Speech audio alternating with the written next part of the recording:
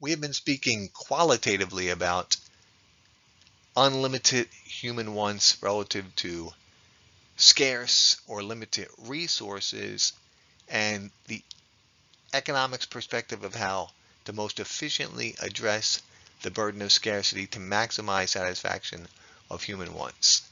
We're going to introduce our first and extremely important building block of answering this question quantitatively, the production possibilities model. The production possibilities model is the basic building block of all economic thinking and will qualitatively address the economizing problem.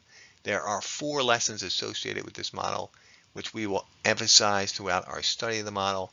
The first being, for the time being, since resources are limited in quantity and quality, there will be an absolute maximum level of output or a limitation of production. The model will help us visualize and quantitatively calculate choices, trade-offs, and costs. So these first 2 lessons go hand in hand. For the time being, there's an absolute limit to our level of output/production, and every time we want more of one type of output, it's only possible through sacrificing something else. Choices, trade-offs, and cost. We'll see this graphically and numerically. We will discuss in detail 3 types of efficiency: full employment, productive efficiency, and allocative efficiency. We'll define and explain them and how they relate to the model. And then the model allows us to discuss the possibility of the future and economic growth moving forward. We have spoken in generalities about the economic resources. Now let's talk about the particulars. Economists break the 4 resources into property resources and human resources. Let's discuss these in detail. Land resources, you can think of them as the gifts of nature. So mineral, copper, oil, natural gas, right? Rare metals. So for instance, lithium, to make any type of battery, extremely valuable land resource. One important idea for students when being introduced to the resources is that each resource collects a specific type of income. Land resources receive rent or rental income. So in Australia, they're blessed with lots of coal, but also lots of lithium. If Australia extracts lithium from the ground and sells it to suppliers around the world, they receive rent or rental income. Capital, the manufactured aids and tools used in the productive process. So giant machines, equipment, tools, factories, but also software like logistics systems that help track inventory and manufacturing processes. Capital, any manufactured aid used in the production process, and capital receives interest income. The human resources. Labor, the physical and mental abilities of us peoples. So whether you are working with your hands to create things or with your brain to help produce things, both are vitally important to the economic productive process, and land receives wages, which includes both your salary and your fringe benefits. The entrepreneur is a unique type of human resource. Unique in what way? Well,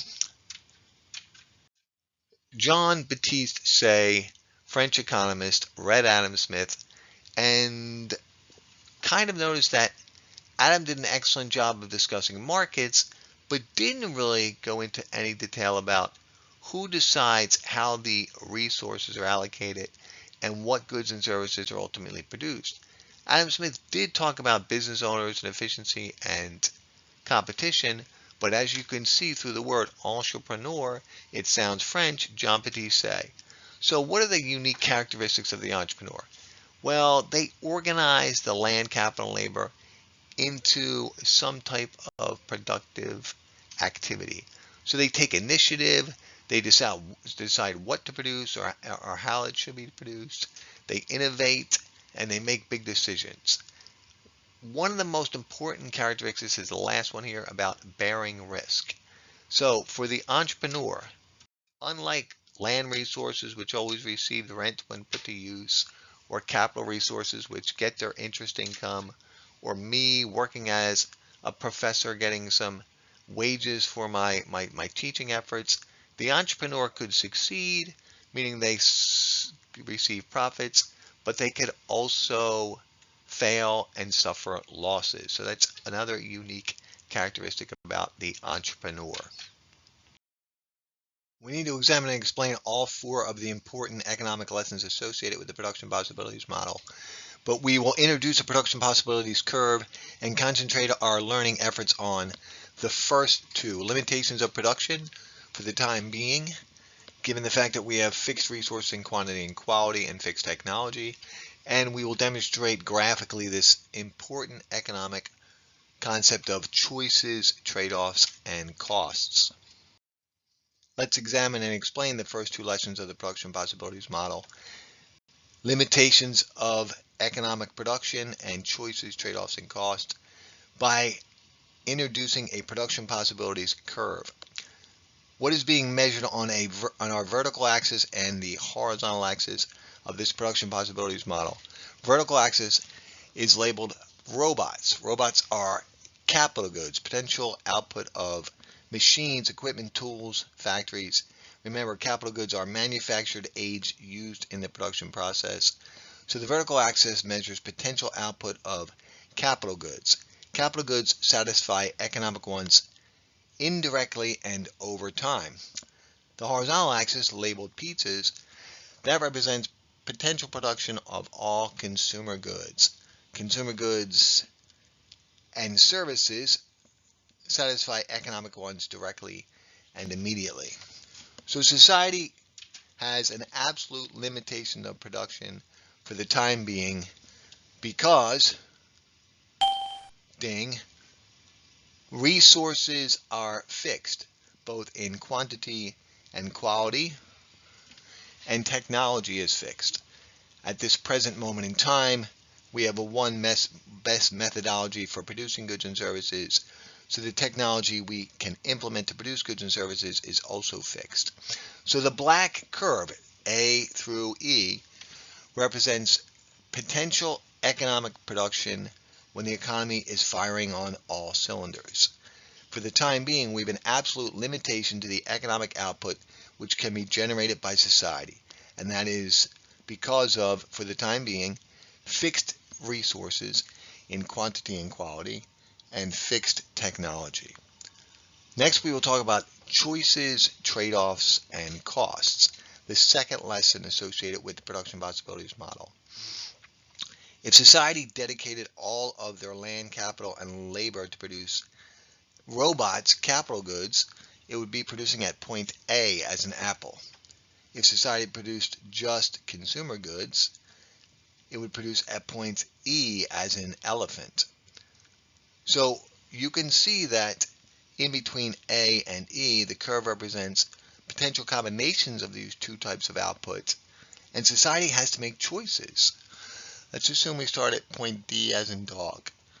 It is important to notice that the only way society can achieve an increase in the production of one type of output is sacrificing the other type of production. So if we started at D as in dog, production of more pizzas, consumer goods, is only possible by giving up robots, capital goods. Likewise, if we start at D as in dog, it is only possible to produce more robots, more capital goods, by sacrificing consumer goods, pizzas. We will re-examine this important idea of choices, trade-offs, and costs numerically, but it's important to identify it graphically. Let's progress to lesson number 3 associated with production possibilities model, economic efficiency. We will discuss 3 types of economic efficiency that can be demonstrated by the model. So, 3 types of efficiency: full employment, productive efficiency, and allocative efficiency. First, some definitions and explanations. Next, explaining these 3 different types of economic efficiency by relating them to the production possibilities model. Full employment. simply means putting to use all of society's available resources. So for the time being, we have a fixed amount of land, capital, and labor available to produce goods and services. Full employment simply means putting to use all available resources. Productive efficiency, producing any good or service or capital good using the least cost method of production. So think of any product in your world. It can be something simple such as a ceiling fan. So if you look at a ceiling fan, it's okay. Land resources, capital resources, labor resources necessary to produce that product. If we can produce that ceiling fan using $40 worth of resources, do not use $44 worth of resources. This would not be productive efficiency. Productive efficiency means using the least cost method of production when generating any type of economic output. And it harkens back to our definition of economics. Limited resources, unlimited economic wants. Might as well use those resources most efficiently to maximize society's happiness. That means use the least cost method of production. Implement the methodology of producing goods and services which will use the least amount of resources necessary to generate that type of economic output. Allocative efficiency has a specific connotation. The first two are rather straightforward to explain. This one is slightly more challenging. Allocative efficiency refers to the mix of output, the combination of production which maximizes society's happiness, satisfaction, gratification. Now, two important ideas about allocative efficiency. First, it is a normative decision. In other words, it is opinion-based because utility is subjective, what brings happiness to people's lives. Second, to achieve allocative efficiency, society must weigh the marginal benefits of producing another unit of output versus the marginal cost of how those resources could have been used otherwise. We will demonstrate this again graphically, and we will discuss in more detail marginal benefit, marginal cost approach to determining allocative efficiency. So how does the production possibilities model help us understand these three types of efficiency? Let's first talk about full employment and productive efficiency. Remember, the black curve, ding, represents potential economic output for the time being given our fixed resources in quantity and quality and our fixed technology. To achieve any potential maximum level of output, any potential maximum level of production, we must put to use all of our available resources. So if we're operating anywhere along our black production possibility curve, means we are using all available land, capital, and labor. Remember, the entrepreneur is a special type of labor. Likewise, if we're producing anywhere along the curve, we are going to adopt the least cost method of production. We will employ the least number of resources necessary to produce any specific type of economic output. So anywhere along the curve, we're achieving full employment and productive efficiency. What about allocative efficiency? Remember, allocative efficiency refers to the mix of output, the combination of goods and services, capital goods, which will maximize society's happiness. So theoretically, allocative efficiency could end up anywhere on our curve, but in reality, it could not be point A or E. We can't have all robots, all capital goods, and we can't have point E, all consumer goods. We need machines, equipment, and tools and factories to produce economic output in the future. Therefore, E is not going to be allocatively efficient. Neither would point A, all robots, because we need food, shelter, and clothing. We need consumer goods. So what point on this curve is allocatively efficient? Which exact combination of output would maximize society's happiness? Which combination of consumer goods and capital goods maximizes utility? Remember, two ideas. First, it's a normative decision based on the opinions of all the citizens in that society. And second, society weighs marginal benefits versus marginal cost to determine allocative efficiency. So if lesson number 1, limitations of production, demonstrates society's absolute maximum level of output, given our fixed resources in quantity and quality and our fixed technology, and the production possibilities curve represents maximum level of potential production if we're firing on all economic cylinders, what about tomorrow? What about lesson number 4? In the future, we will have an increase in the quantity or quality of resources, or we'll have an improvement in technology, or we'll have some of both. Either an increase in the quantity or quality of resources or an improvement in technology / productivity will generate economic growth. We will examine and discuss economic growth in more detail later in the lesson. After introducing the 4 economic lessons associated with the production possibilities model and explaining them graphically, now we're going to analyze the same 4 concepts numerically, quantitatively, with data used to construct a production possibilities curve. Understand every production possibilities curve is built on 4 assumptions. Full employment and productive efficiency, number 1. If we're operating on the curve, we're using all available resources in society and producing using the least cost method of production. Number 2, for the time being, the curve represents the best we can do because fixed resources in quantity and quality and fixed technology are our 3rd assumption. And the production possibilities model will always demonstrate trade-off between 2 types of output. Remember, these 2 types of output can be broadly defined. Before we dive into the quantitative approach of the production possibilities model, remember our first 2 lessons. Limitations of production. For the time being, given our fixed technology and our fixed resources in quantity and quality, there's an absolute maximum level of production which can take place in any society. Likewise, choices, trade-offs, and cost. If we want to produce any more of one type of output, it's only possible through sacrificing the other type of production. Having introduced the 4 economic lessons of the production possibilities model graphically, visually, let's examine these ideas numerically, quantitatively. So we're going to examine the data that was used to construct the production possibilities curve that we just discussed. 2 types of output, pizzas and robots. Remember, pizzas represent consumer goods. Consumer goods satisfy economic wants directly and immediately. Robots, capital goods. Capital goods satisfy economic wants indirectly and over time. Now, theoretically, there are an infinite number of points on the production possibilities frontier. We identify 5 points to teach the economic lessons. Let's discuss what's happening at point A as an apple and point E as an everyone. At point A as an apple, society is just producing capital goods. All the resources, land, capital, and labor, are being allocated to produce robots. No consumer goods, no pizzas. At point E, the opposite is happening. We're producing just consumer goods, just pizzas, and no industrial robots. But we probably want some combination of both types of output to achieve allocative efficiency. Now we must discuss an important idea.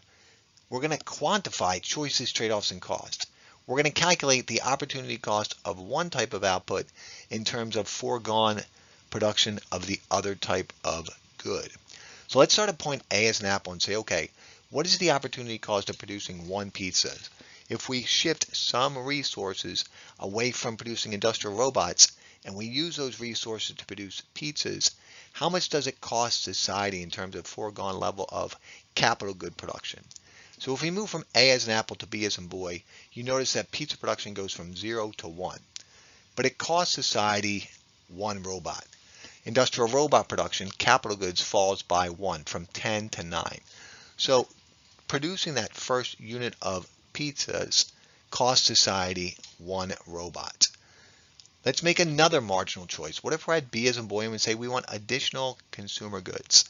We want more pizzas. So we move from B as in boy into point C as in cookie. Notice again, pizza production goes up by 1 unit of output from 1 to 2, and robot production falls this time from 9 to 7. So the second unit of pizza costs society 2 units of capital goods, 2 robots. C to D, what happens? Pizza production up by 1 from 2 to 3. Robot production down by 3 from 7 to 4. And from D to E, notice what happens. that fourth unit of consumer goods pizzas cost society 4 robots. By now you have probably recognized that each marginal choice, each successive choice, each additional unit of pizzas cost more than the previous choice. Economists refer to this idea as the law of increasing opportunity cost. From A to B, the first unit of pizzas cost only 1 robot, the second 2 robots, the third 3 robots, and the fourth unit of consumer goods cost 4 robots. What is the economic rationale behind the law of increasing opportunity cost? Pizzas are consumer goods. Robots are capital goods. These are two vastly different types of economic outputs. The economic resources necessary to produce these two types of output are not readily adaptable or shiftable, interchangeable between the two types of production. If we were using all the resources to produce industrial robots and then we shifted them into pizzas, consumer good production, we would have to reconfigure the way these resources were being used. So in the short run, because the economic resources are not readily adaptable, changeable between two vastly different types of output, the law of increasing opportunity costs exists. We just demonstrated it numerically. When we looked at the production possibilities frontier, any time a production possibilities frontier has curvature, it's a curved production possibility model, the law of increasing opportunity cost will be present. In the previous slide, we calculated the opportunity cost of each successive unit of pizza production in terms of foregone robot production. Understanding choices, trade-offs, and cost, we cannot have more consumer goods without giving up capital goods, and we identified what we refer to as the law of increasing opportunity cost. Each marginal choice, each successive unit of pizza production cost more in terms of foregone robot production. Every time we wanted another consumer good, we had to give up more capital goods than the previous choice. The economic rationale behind the law of increasing opportunity cost: in the short run, economic resources are not readily adaptable or changeable between these two vastly different types of production. We know the law of increasing opportunity cost exists. We prove this mathematically as we calculated the opportunity cost of each successful unit of consumer goods in terms of foregone capital goods. We also said that any production possibility curve which has concavity or is curved, it's not linear, demonstrates the law of increasing opportunity cost. But let's calculate this mathematically, moving in the other direction, starting at E as an everyone and moving back towards A as an apple. This exercise also helps students understand how to correctly calculate opportunity cost every time you're asked to do this little exercise. So if we start at point E as an everyone, and we move towards D as in dog, we say, okay, how much does each robot cost in terms of foregone pizza production? Here's the goof-proof approach to calculating opportunity cost. Whatever you're getting, put it on the denominator, the bottom of your fraction. Whatever you're giving up, put it on the numerator, the top of your fraction. So notice it says when we move from point E to D on the curve, each robot cost 1/4 of a pizza. We got 4 robots in total. We gave up 1 pizza in total. Therefore, each robot cost 1/4 of a pizza. Using similar logic as we move from point D as on the curve to C, so from point D as in dog to C as in cookie, this time we get 3 additional robots. We give up 1 pizza, so each robot cost 1/3 of a pizza. Notice the law of increasing opportunity cost. This time our marginal choice to move from D to C, right? The robots cost more in terms of foregone pizzas than the previous choice. From C to B, each robot costs 1/2 of a pizza. And then finally, moving from point B back to point A, that final robot costs a whole pizza. So the law of increasing opportunity cost exists because of the economic rationale that for the time being, economic resources are not readily adaptable or shiftable, interchangeable between two vastly different types of output. Let's take a closer look at our production possibilities model. Graphically, A through E, we just talked about this numerically, quantitatively. We talked about the idea of choices, trade-offs, and costs, and we calculated opportunity cost of one good in terms of the other type of output. What about any point inside of the curve? Notice this yellow area. We label this as economists attainable but inefficient, which means we could produce at that level of output, but it's inefficient from the economic standpoint of full employment. That means anywhere inside the curve, we're not using all of our available resources. We could be having more of both types of output. So in macroeconomic terms, if we are operating inside of the production possibilities frontier, the economy is in a recession. Some of our land resources, some of our capital resources, some of our labor resources that could be used in the productive process are currently sidelined. We could be doing better. Any point outside the curve represents, for the time being, desirable but unattainable. Remember, when constructing the production possibilities frontier, limitations of output, we have fixed resources in quantity and quality and fixed technology. W is outside of the curve because, for the time being, we would never be able to achieve that level of economic production. In the future, we might be able to shift the curve to the right, achieving economic growth, but for the time being, W represents a desirable level of output, meaning we'd love to produce that level of capital and consumer goods, but unattainable given our fixed resources in quantity and quality and our fixed technology. Now, there is one caveat.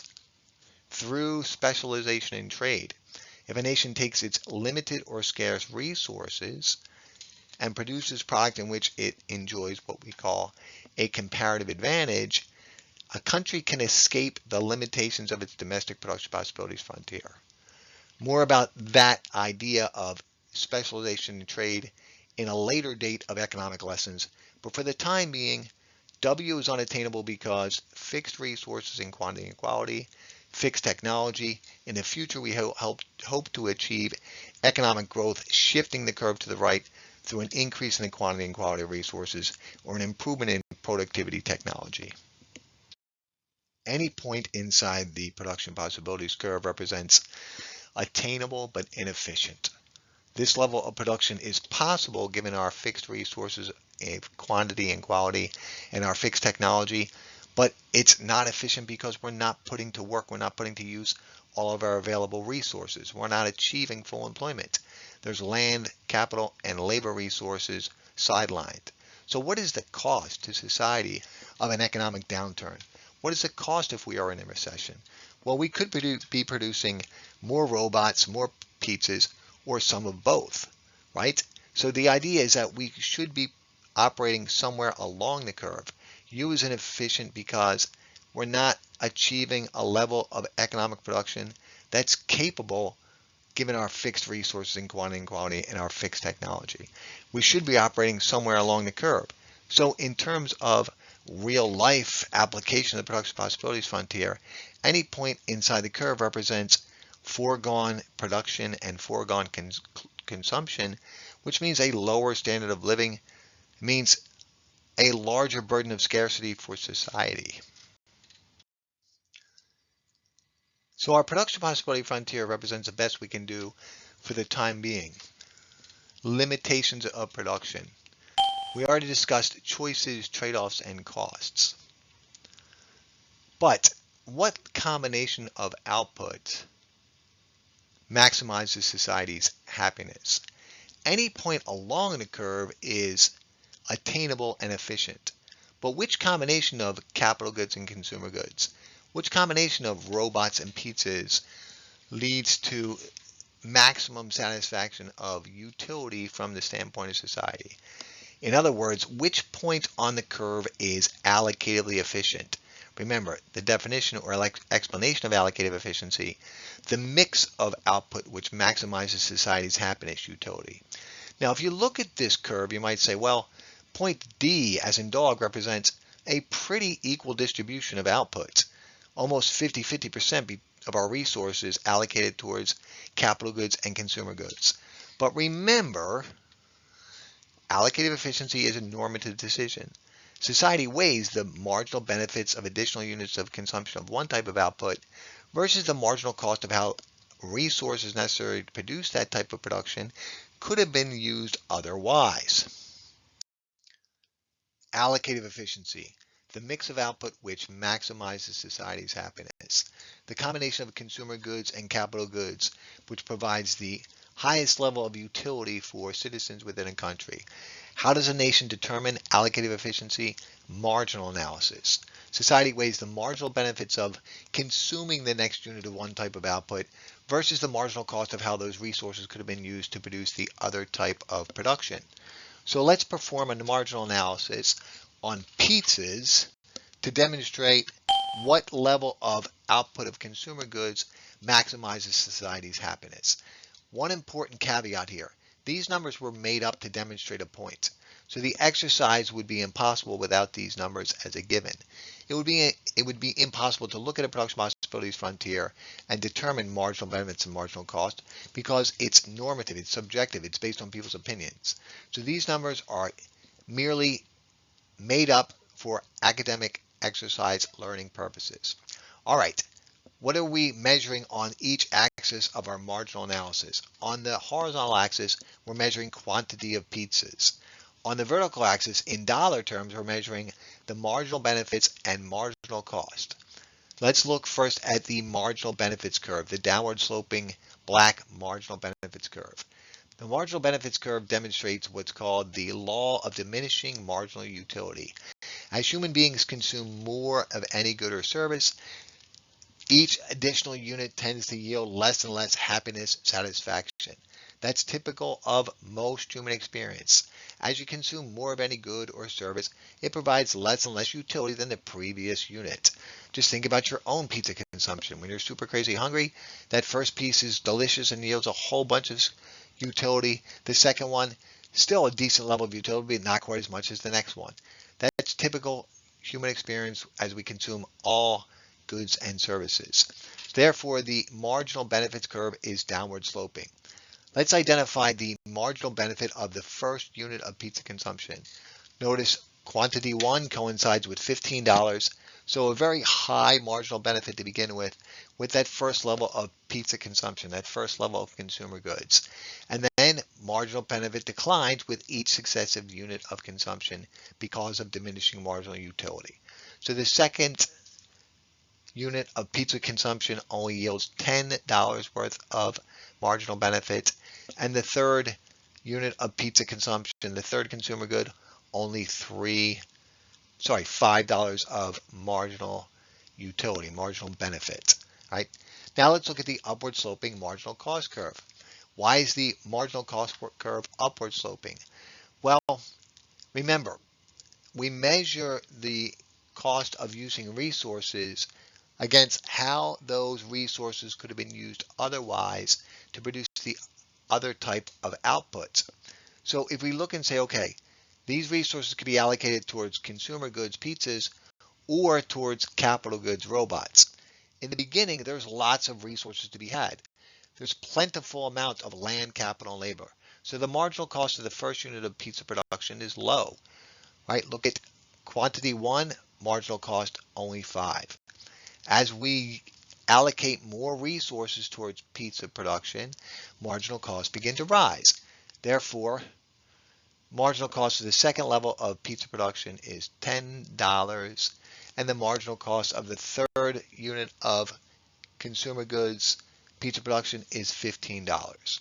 Now we simply look and say, okay, what happens at quantity 1 and quantity 3 in using our marginal analysis?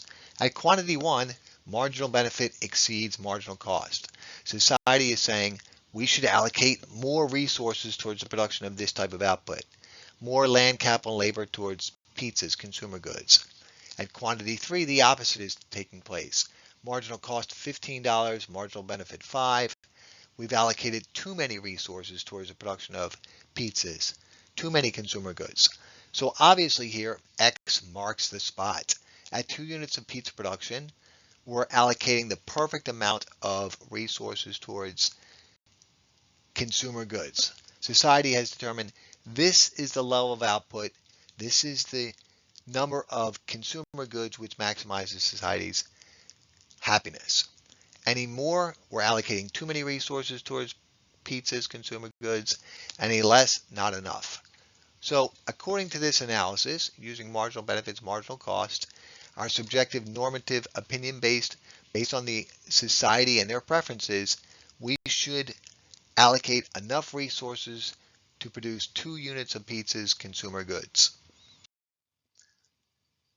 Let's revisit the data which was used to construct the production possibilities frontier to identify which point on the curve is allocatively efficient. So remember, we just performed a marginal benefit, marginal cost analysis and determined that this society is happiest producing and consuming 2 units of pizzas, 2 units of consumer goods. That aligns with point C as in cookie, C as in cookie on the curve. So point C is allocatively efficient. Now, one might ask, well, how do we know we're producing 7 units of robots? We only performed the marginal analysis for pizzas, not for robots.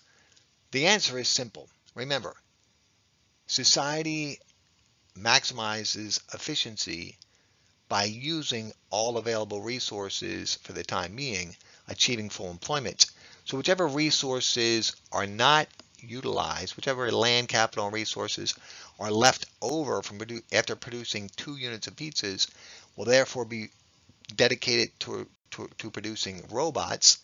And with the land, capital, and labor remaining, we can generate 7 units of industrial robot production. Let's examine a different production possibility frontier, and let's make some observations about the shape of this production possibilities curve, compare and contrast to what we've learned thus far, and make some economic conclusions. So here in a table form, numerically and graphically, we are demonstrating the potential production of 2 types of output, wheat and corn. What do you notice automatically? These are highly similar types of production, both agricultural products. So the table has the quantitative data.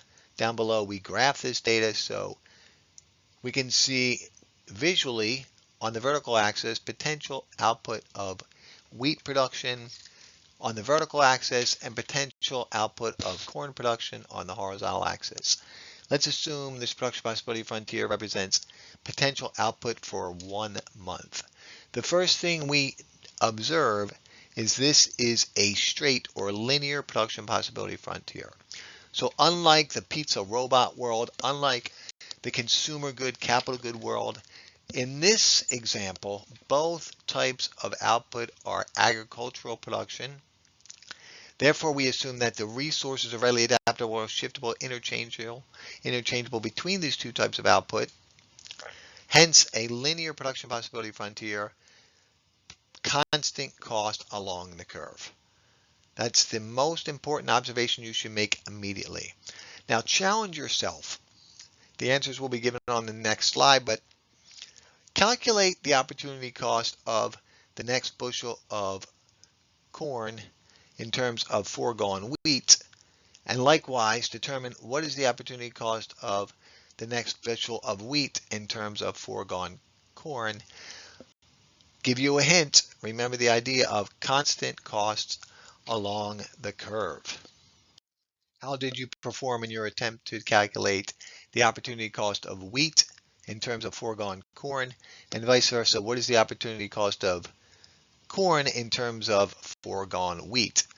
Well, remember, our first observation, the production possibility frontier is linear. The production possibility curve is not curved. It is a straight line, which means there will be constant cost along the curve.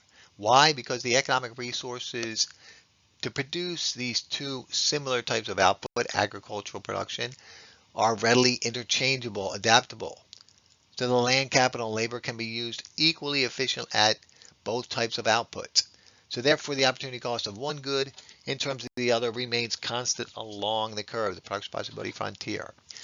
The answers are here, but how did we get them? The opportunity cost of a bushel of corn is 8 bushels of wheat. How do we calculate that? Okay, let's start at point A as an apple. All resources dedicated to wheat, no corn production, and we say let's move to B as in boy. Corn production goes up by 1, wheat production drops by 8. The opportunity cost of that bushel of corn is 8 foregone bushels of wheat. The resources used to produce that first unit of corn no longer available to produce wheat. Corn production up, wheat production down by 8. Now notice as we move from B to C, same numbers. Corn production increases by 1, wheat production goes down by 8. Constant cost along the curve. Let's start at point F as in Frank and move towards E as in everyone. Calculate the opportunity cost of a bushel of wheat. Okay. Remember, whatever you're getting, put it on the bottom of your fraction, the denominator. Whatever you're giving up, put it on the numerator of your fraction. In this case, as we move from F as in Frank to E as in everyone, wheat production goes up by 8. Corn production goes down by 1. Each bushel of wheat costs 1/8 of a bushel of corn, and it will remain constant along the curve.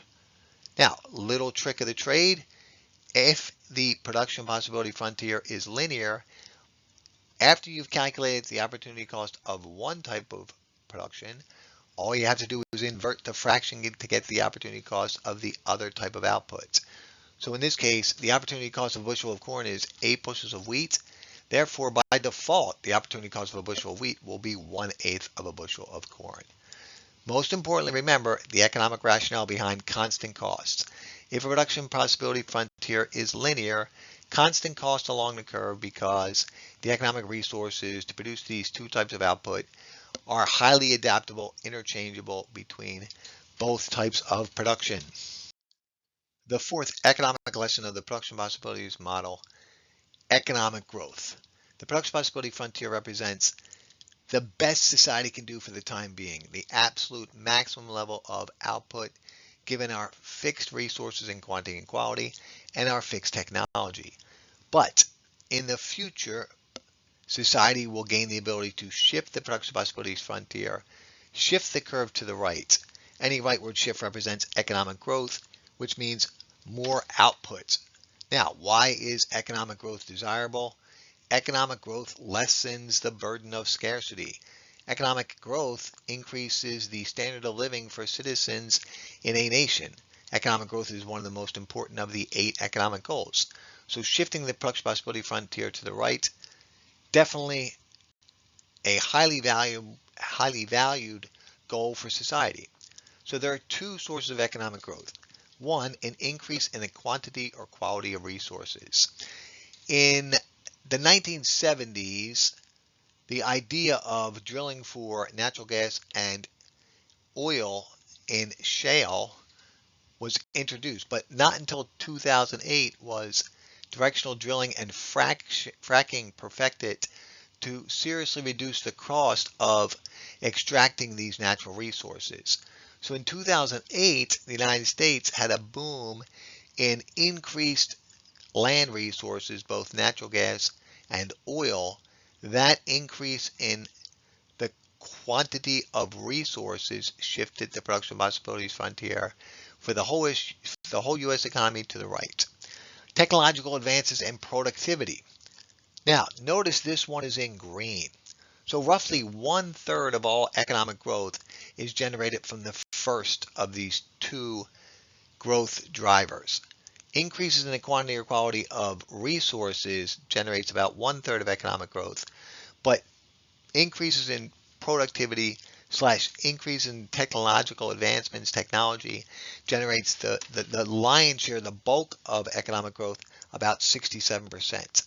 A few weeks ago, there was an article in the Wall Street Journal about an amazing discovery with the capture and transmission of energy.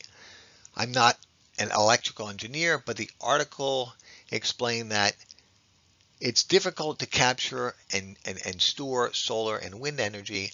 Likewise, transporting the energy across lines leads to loss of power, loss of efficiency.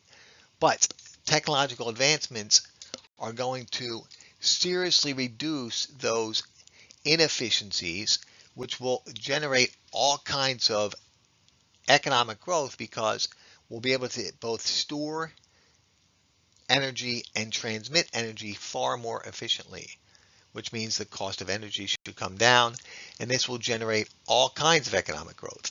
So any increase in the quantity or quality of resources, any improvement in technology will shift the production possibilities frontier to the right. The entire curve shifts to the right, representing economic growth. Now that we have identified the two sources of economic growth and discussed the importance of economic growth, let's demonstrate and explain this graphically. So our current production possibilities frontier, A, B, C, D, E. The curve represents our absolute limitations of production for the time being, given our fixed resources in quantity and quality and our fixed technology. How can we shift the curve to the right? Right? How can we shift our present limited level of output to the right to achieve economic growth? Increase in the quantity or quality of resources, increases in technology will shift the curve to the right. So a better educated workforce, a new mine in Nevada where we discover lithium to produce batteries, right? A new methodology of any type of manufacturing process which increases productivity. These will be our precipice for, our generators for, our catalyst of economic growth. Remember, 1/3 of economic growth is generated through an increase in the quantity or quality of resources. Increases in technology/productivity generate the lion's share, 2/3 of economic growth. Previously, we identified point C on the production possibilities frontier on the production possibilities curve as allocatively efficient. Marginal benefit, marginal cost analysis. This mix of output maximizes society's utility/happiness. But theoretically, we could choose B as in boy, C as in cat, or D as in dog. Here's an important question. Does society's choice of allocative efficiency today impact or influence potential economic growth moving forward? Well, obviously, if we're asking the question, the answer must be yes. Let's compare B as in boy versus D as in dog. At B, we are allocating enough resources to produce 9 capital goods and 1 consumer good. And D as in dog, we're allocating enough resources to produce 4 capital goods and 3 consumer goods. So B as in boy versus D as in dog. What does economic theory suggest, other things equal, regarding allocatively efficient choice today and potential impact on economic growth moving forward? Let's answer the question proposed on the previous slide using some graphical analysis. Country A on the left versus country B on the right. Let's assume that both nations have the same exact current production possibilities. So if we look at the left green production possibility frontier and the right green production possibility curve, country A versus country B, let's assume that they have access to the same amount of resources and they have the same socio-political economic system, so they have the same potential output today. But they choose different points on their curve as allocatively efficient. Look at country A, favoring present goods. Notice the orange dot on their production possibility frontier is much closer to pizzas, present goods, consumer goods. Relative to country B, their orange dot on their production possibility frontier much higher up on the curve, closer to capital goods, goods for the future. Economic theory suggests that if a nation chooses a point on their curve today, allocatively efficient, where they're dedicating more resources to capital goods, that it will generate better economic growth moving forward. A nation which dedicates more resources towards robots, towards capital goods today, is saying they're willing to forego some present consumption for better future consumption. So other things equal, two countries that face similar production possibility curves, one nation chooses more capital goods today relative to consumer goods. that nation should generate better economic growth moving forward, other things equal. To finish up our discussion on this portion of our economic analysis, let's revisit the production possibility frontier data that we examined originally, and then simply answer the question, B versus D, which allocatively efficient choice would tend to generate better economic growth moving forward?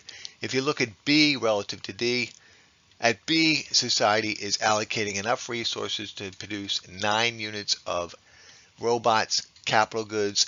This is a higher level of capital good production than D. So choosing B today would tend to generate better economic growth, other things equal, relative to choosing D as allocatively efficient. Production possibilities model has many applications, and we will finalize our study of the production possibilities model, the basic building block of economic thinking, by demonstrating one of these different applications. So what's going on here in this production possibilities curve? We are measuring on the horizontal axis potential military production for a nation, and on the vertical axis civilian production. So notice the vertical axis is capital goods and consumer goods. The old economic trade-off when teaching production possibilities frontier used to be guns and butter. So guns would be on the horizontal axis, butter on the vertical axis, guns being military production, butter being civilian outputs.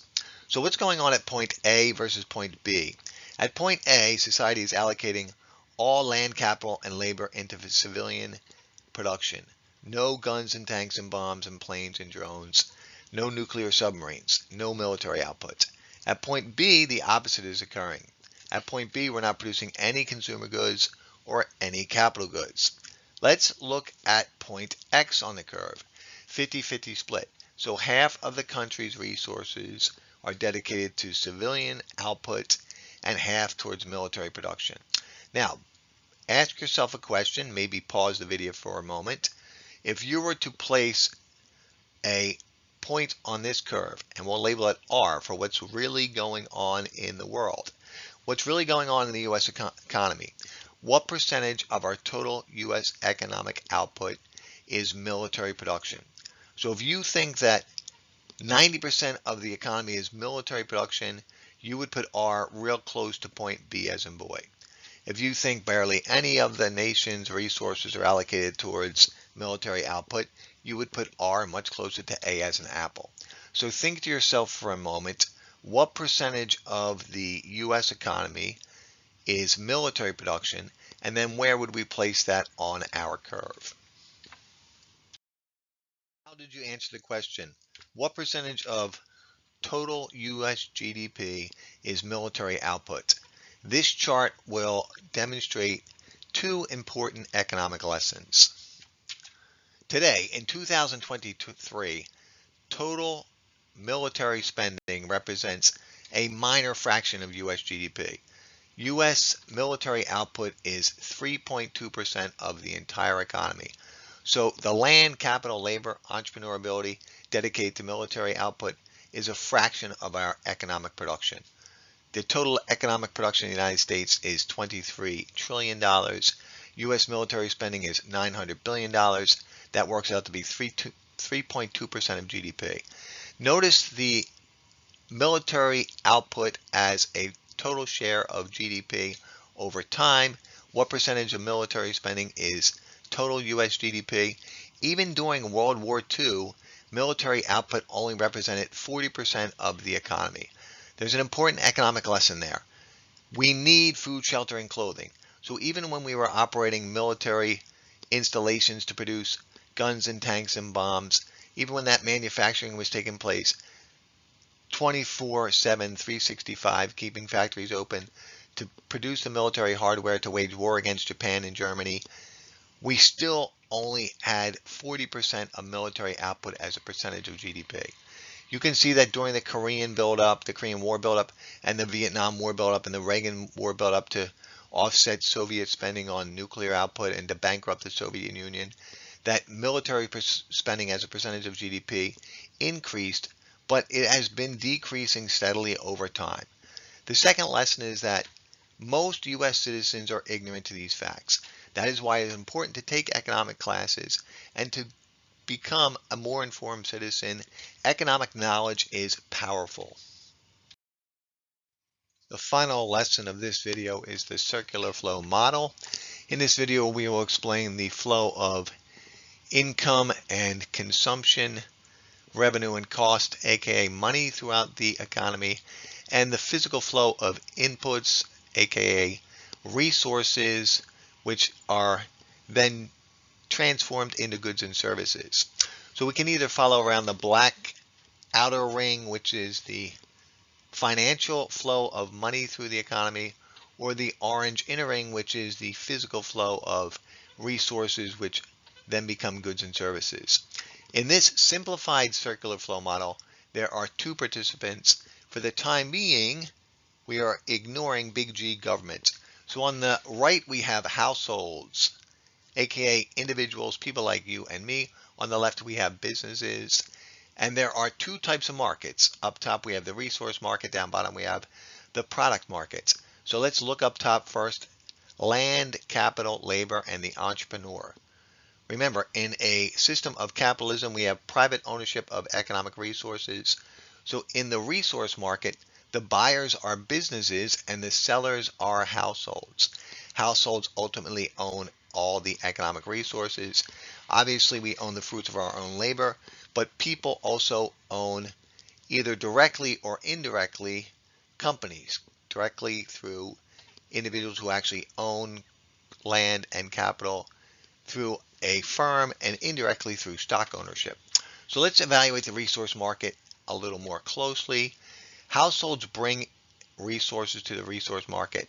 So if you follow the orange line from households to resource market labeled inputs, factors of production, economic resources, all synonymous among economists. Hey, that rhymes. So households sell resources in the resource market. Businesses interact in the resource market to acquire resources. Notice that households receive income. Why is it that people work? Ultimately, to receive income to generate consumption expenditures. But if you look up top in the right, that income would equate to land, resources receive rent, capital receives resources receive interest, labor receives wages, and if successful, the entrepreneur receives profits. So following around the orange, inputs become resources for businesses. Businesses churn out goods and services, and then eventually goods and services make their way back to households. But how do households pay for these goods and services? In the product market, everything is flippy-floppy. In the product market, the businesses are the sellers and the buyers are households. So in the product and services market, households buy these goods and services. Businesses provide these goods and services. So income generated through the sale of resources in a resource market become consumption expenditures for households, and these consumption expenditures flow into the hands of businesses. That generates revenue for the business, and the business uses that revenue to cover the cost of production of acquiring resources, and the whole cycle starts over again. Now, two big caveats here. First, this simplified circular flow model ignores government, and for the time being, it also ignores international trade. But it gets you thinking about the flow of activity in the greater economy. Thanks for listening. See you in the next video.